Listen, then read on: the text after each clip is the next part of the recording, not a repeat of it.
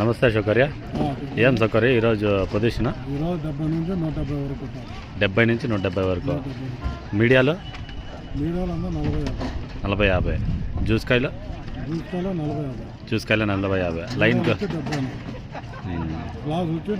ఏమి ఈరోజు full down అయిపోయింది సౌకర్య? బయట అమ్మకాలు లేవా? ఈరోజు స్టాక్ కూడా ఎక్కువ పెరిగినట్టుంది కదా? బయట అమ్మకాలు 5వ ఫోల్ దగ్గరకు వచ్చి 3వ ఫోల్ దాటేసి 5వ ఫోల్ మధ్యలో ఉన్నాయి కాయలు. ఇంకా కొన్ని కాయలు దింపుతున్నారు. ఇంకా ఇట్లే డౌన్ అవుతుందా పెరుగుతుందా సౌకర్య?